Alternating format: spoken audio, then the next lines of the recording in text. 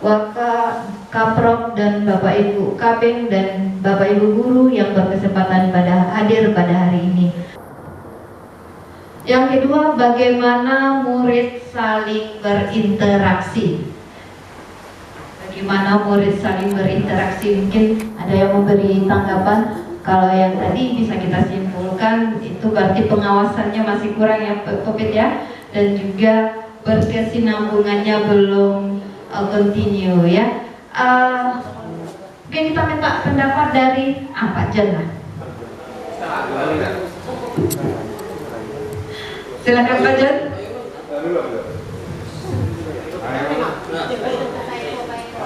Bagaimana murid saling berinteraksi? Bang, sebentar.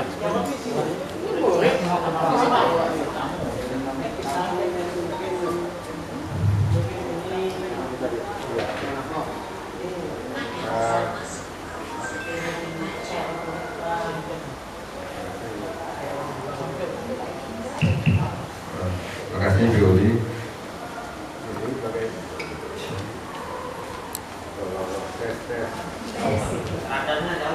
Ada yang hilang.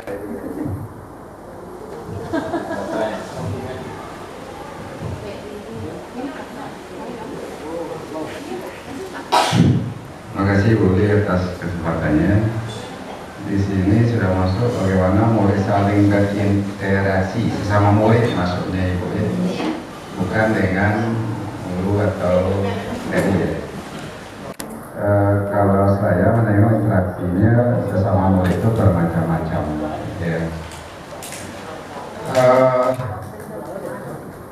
Di sini saya tengok siswa itu interaksinya masih mengandalkan daerah gitu.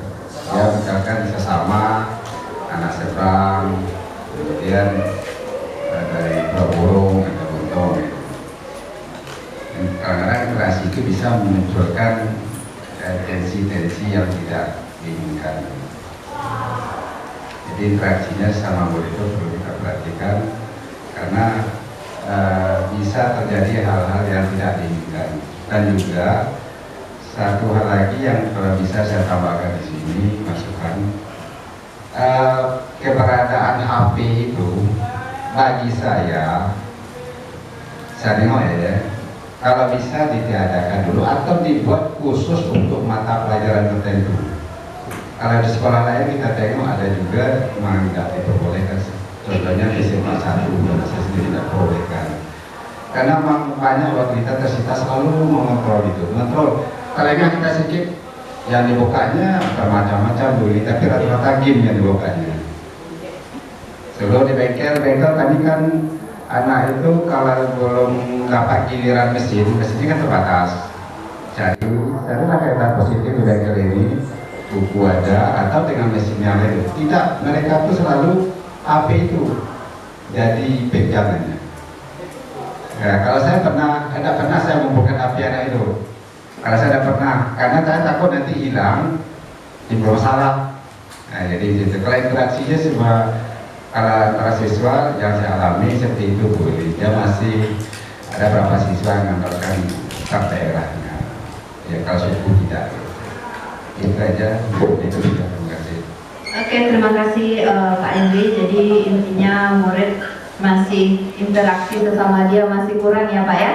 Suasana budaya yang sudah dikembangkan di sekolah kita, mungkin tadi sudah ada disampaikan Bapak Ibu sebagian itu, misalnya ada salam-salaman ya kan di awal, habis itu ada suasananya, tadi ada yang disampaikan Bu Pin, Pak Arya memungut sampah 5 menit sebelum pembelajarannya.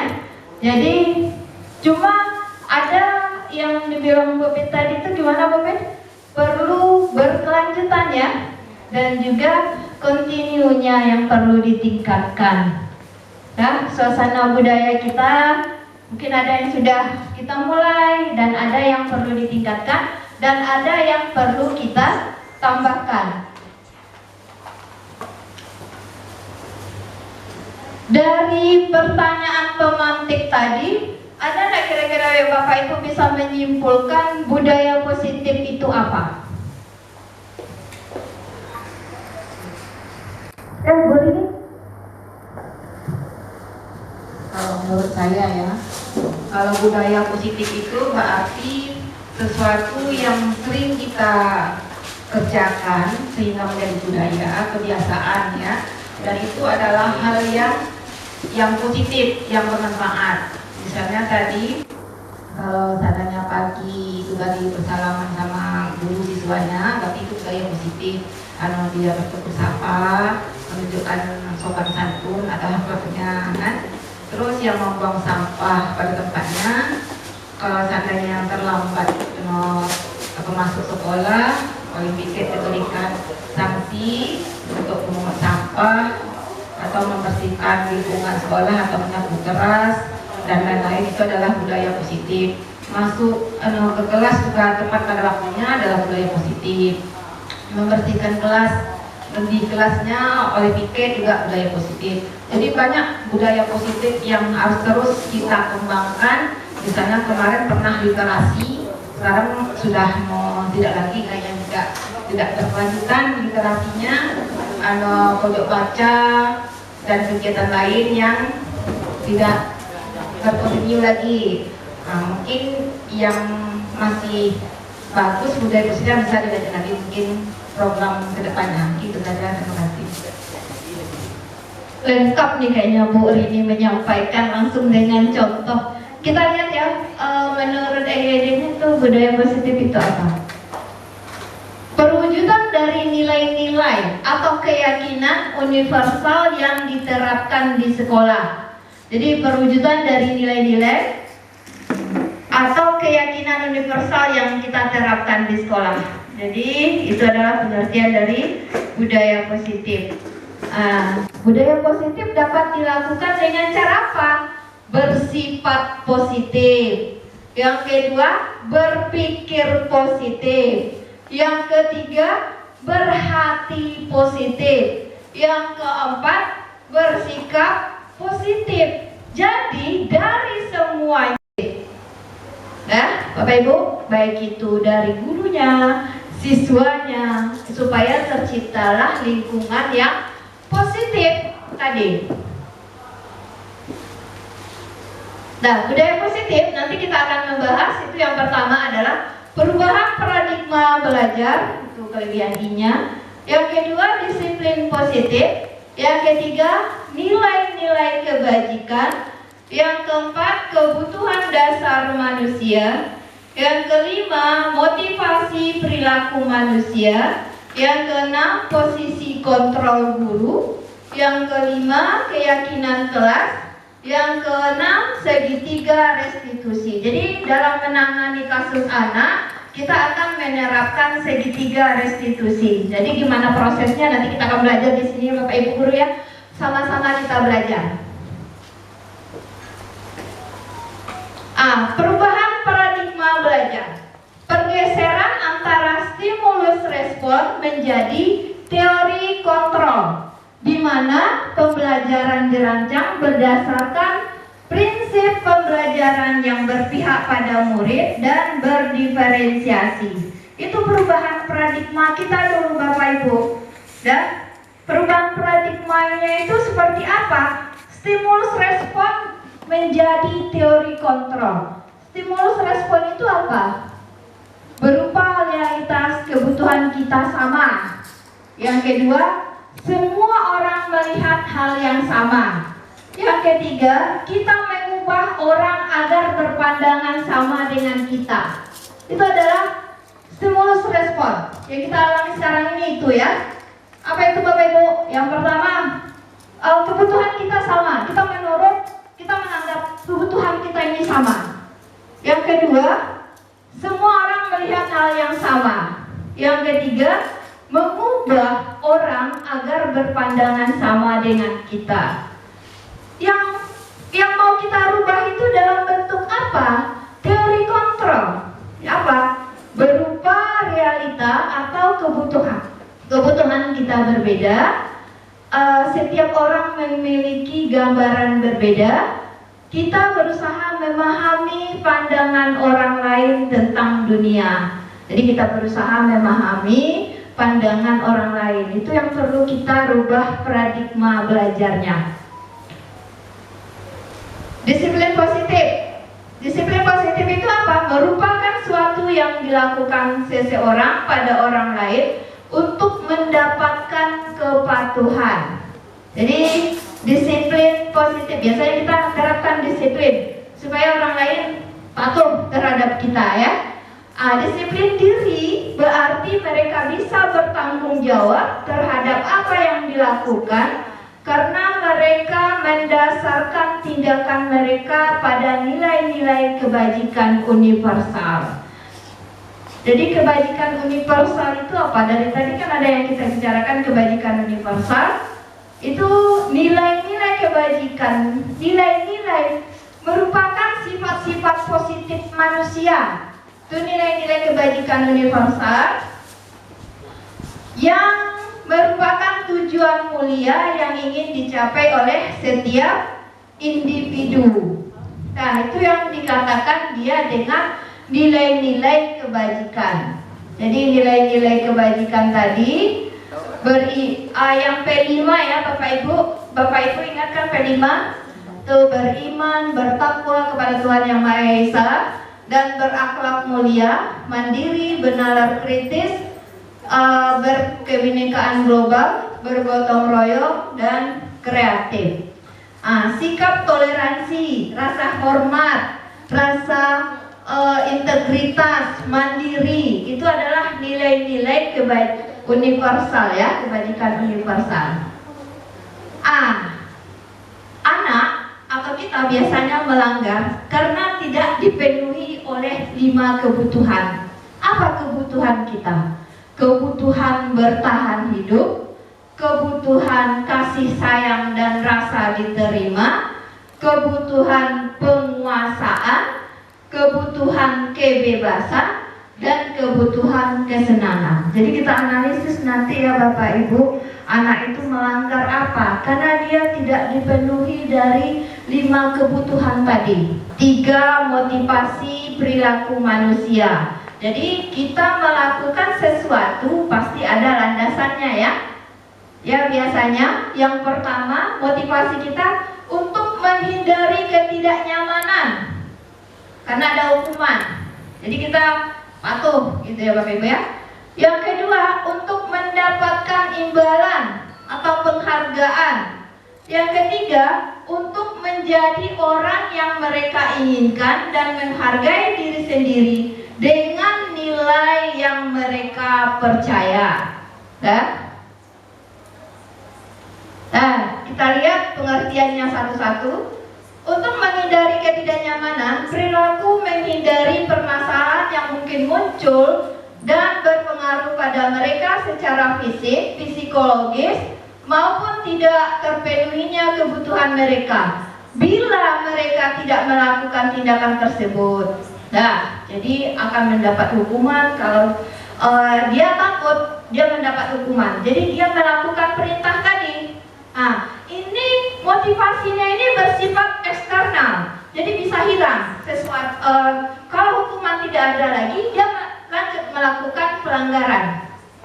Selanjutnya, untuk mendapatkan imbalan atau penghargaan. Jadi dia melakukan motivasi untuk melakukan sesuatu itu supaya dia mendapatkan imbalan atau penghargaan. Jadi perilaku untuk mendapatkan imbalan atau penghargaan dari orang lain, mendapatkan pujian dari orang lain yang menurut mereka penting dan mereka letakkan dalam dunia berkualitas mereka. Ini motivasi eksternal juga, bukan dari dalam dirinya. Kalau penghargaannya hilang, hilanglah untuk melakukan sesuatu. Yang ketiga, untuk menjadi orang yang mereka inginkan dan menghargai diri sendiri dengan nilai-nilai yang mereka percaya. Jadi motivasi ini yang paling bagus karena akan membuat seorang memiliki sifat disiplin positif karena motivasi perilakunya bersifat internal. Mungkin kita sering melakukannya ya Bapak Ibu ya, baik itu dengan murid atau dengan yang lainnya. Oke, yang pertama apa? Penghukum. Siapa bisa mengasih contoh penghukum? Yang kedua, pembuat rasa bersalah. Yang ketiga, teman. Yang keempat, pemantau. Yang kelima, manajer. Ada yang bisa ngasih contoh, Bapak Ibu? Penghukum, kriteria penghukum. Biasanya kita mengontrol anak, kelima-limanya kita pernah mengalami mungkin ya. Kalau saya sudah pernah ya. Nah, itu yang mau kita rubah dari budaya positif ini. Sama-sama kita merubah paradigma kita. Bapak Ibu ada mungkin yang bisa ngasih contoh yang penghukum itu contohnya seperti apa? Mungkin Mbak Ade?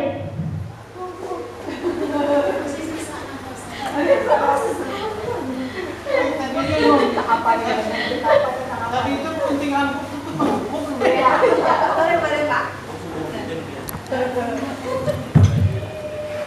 Ya, Bu. Terima kasih. Jadi mungkin di sini ini mungkin keterkaitannya dengan kegiatan-kegiatan di sekolahnya yang disebut dengan penghukum ini adalah tindakan-tindakan sekolah atau guru, ya kan, yang membuat atau membuat siswa merasa terhukum. Nah, ini mungkin ya. Ya contohnya di sini bisa saya ambil ya seperti hormat kepada tiang bendera. Ya. Jadi kalau ada guru yang melakukan itu mungkin disebut penghukum. Nah, mungkin ya. Atau bisa jadi nanti misalnya disuruh lari-lari keliling lapangan ya, karena dia terlambat. Kemudian dia diketahui oleh guru, ya disuruh lari-lari keliling lapangan agak 3 keliling, itu juga disebut penghukum. Tapi kalau saya memaknai di sini sebetulnya itu logis, ya logis. Kenapa? Karena dia sanksi dari perbuatannya. Assalamualaikum warahmatullahi wabarakatuh.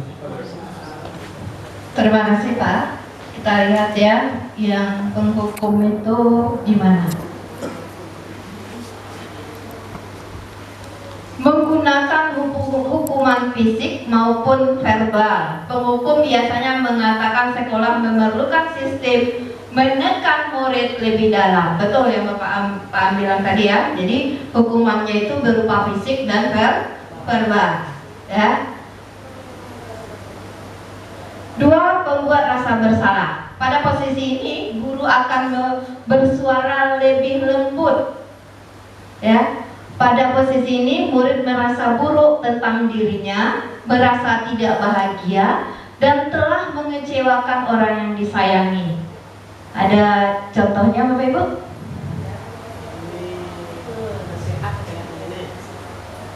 Ya, coba Ibu Adik. Assalamualaikum warahmatullahi wabarakatuh. Yang kedua ini membuat rasa bersalah ya kan. Jadi biasanya kita selalu mengingatkan kepada rata-rata di SMK dari 29 ini kan anaknya nih jauh-jauh nih dari orang tua ya kan. Biasanya dan kamu di sekolah kan jauh-jauh ke tempilahan. Nah, masuk nggak kasihan ya sama orang tua kamu ya. Nah, kata-kata begitulah yang memang ini loh berefek. Nanti mereka kadang ada yang nangis, kadang-kadang kita ingatkan begitu gitu. Rata-rata ngefek kalau di saya. Ngefek ya Pak Ibu. Penghukum juga tadi ngefek, tapi psikologi anaknya bagaimana? Itu lagi yang perlu kita bahas ya. Teman, pada posisi ini guru tidak menyakiti murid, tapi akan tetap mengontrol murid melalui persuasi, menggunakan humor untuk mempengaruhi orang lain. Sambil ketawa dia menasihatinya ya. Ada lagi yang keempat, pemantau. Pemantau berarti mengawasi posisi memantau berdasarkan peraturan-peraturan dan konsekuensi. Ini yang kita pakai sekarang ya. Oh, contohnya seperti ini. Kamu melanggar peraturan beda warna sepatu, berapa poinnya? Nah, itu pemantau. Berdasarkan peraturan ini kamu sudah melanggar aturan-aturan yang ditetapkan di sekolah. Yang DPIB ada Pak Ar, keyakinan kelas Bu Isda sudah ada katanya.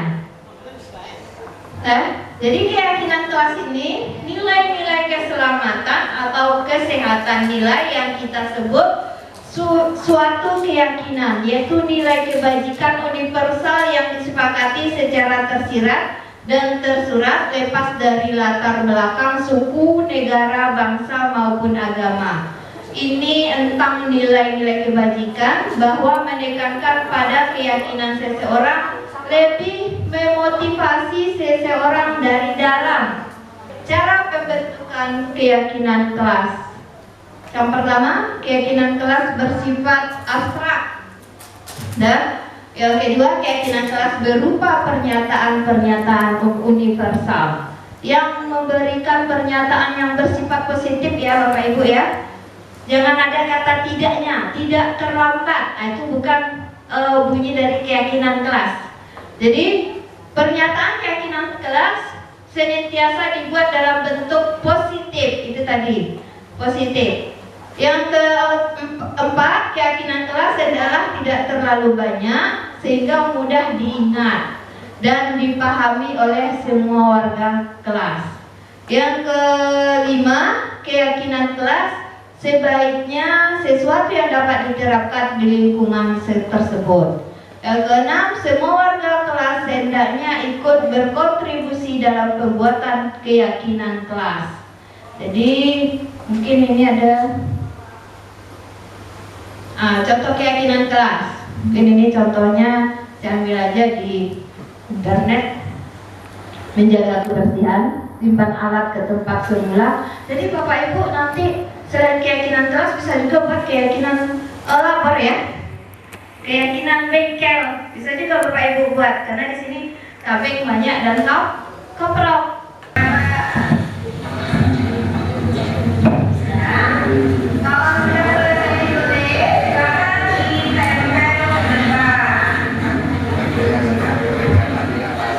Jadi Bapak Ibu boleh membentuknya di awal tahun ajaran baru atau di semester baru masuk, boleh dibentuk keyakinan kelas tadi.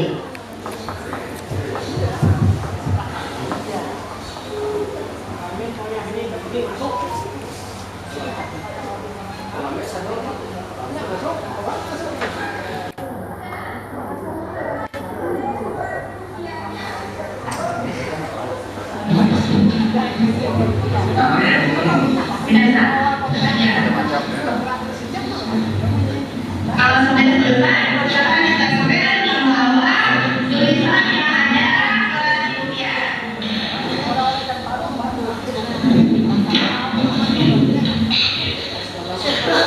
Yang selanjutnya, segitiga restitusi. Jadi dalam penanganan kasus anak kita ada namanya segitiga restitusi. Yang pertama, langkah-langkahnya yaitu yang pertama menstabilkan identitas. Yang kedua, validasi tindakan yang salah. Yang ketiga, menanyakan keyakinan. Nah, itu tadi keyakinan yang kita buat ya Bapak Ibu ya. Apa itu menstabilkan identitas? Mengubah identitas anak dari orang yang gagal karena melakukan kesalahan menjadi orang yang sukses. Kalau biasanya kita kan seperti ini. Oh, kamu tidak mengerjakan tugas ya? Kenapa? Atau oh, kamu tidak mengerjakan tugas, langsung dikasih hukuman, gitu ya Bapak Ibu ya. Kita rubah paradigma kita supaya apa? Kita dengan memang anak sih kelihatannya baik-baik saja ya Pak ya sekarang nih, tapi secara psikologi dia sudah kena dengan kita itu, makanya ada di luar anak tuh jadi cuek-cuek aja ya dengan kita. Dan habis itu dia melakukan hukuman tadi tidak seutuhnya karena motivasi intrinsik dia, tapi dari motivasi ekstrinsik jadinya. Ini salah satu contoh aja Bapak Ibu. Masih banyak. Ini Ayu siswa kelas 10 TKJ pada hari Senin pada saat jam pelajaran matematika Ibu Yuli berhalangan masuk karena ada rapat. Bu Yuli meninggalkan materi dalam bentuk video dan ada tagihan tugasnya dalam bentuk video. Ayu tidak mengerjakan tugas yang diberikan oleh Bu Yuli. Bagaimana cara contoh penanganan kasusnya? Nah, ini pakai segitiga restitusi tadi. Dicontoh aja ya.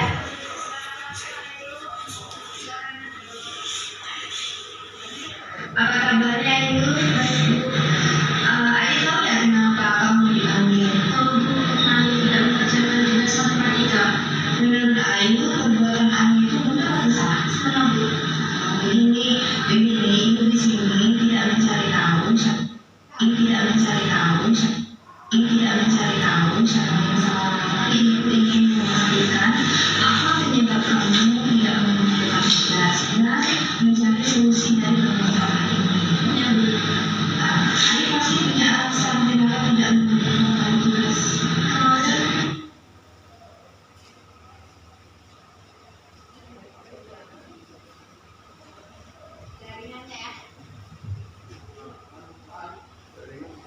Ya, ini karena saya langsung dari Canva ya jaringannya nih. Jadi intinya kita mengklarifikasi ke anak apa penyebab dia melakukan hal tersebut. Kita langsung tanya, apakah yang dia lakukan itu benar atau salah. Nah, terus apa penyebab dia? Anak itu kan dia punya alasan tersendiri. Itu yang banyak yang kita lakukan. Saya juga dulu seperti itu. Kita tanpa konfirmasi, kamu salah gitu aja. Padahal kan ada hal-hal urgent yang kita tidak bisa pahami yang telah terjadi sebelum itu. Jadi kasus anak ini dia tidak bisa menyelesaikan tugas karena HP-nya rusak. Saya kan minta dalam bentuk video dan kawan-kawannya juga tidak mau meminjamkannya. Jadi saya tanya gimana solusi kamu? Keyakinan kelas kita, keyakinan kelas yang bagaimana yang sudah kamu langgar? Saya bilang keyakinan kelas mengumpulkan tugas tepat waktu. Bagaimana cara kamu menyelesaikannya? Kita kembalikan ke anak ya Bapak Ibu ya. Bagaimana dia menyelesaikannya? Jadi si Ayu tadi membilangkan, ya Bu, saya berusaha meminjam HP orang tua saya. Oke, dalam 2 hari ini saya akan kumpulkan. Jadi saya tunggu 2 hari ini. Dari saya itu aja. Assalamualaikum warahmatullahi wabarakatuh.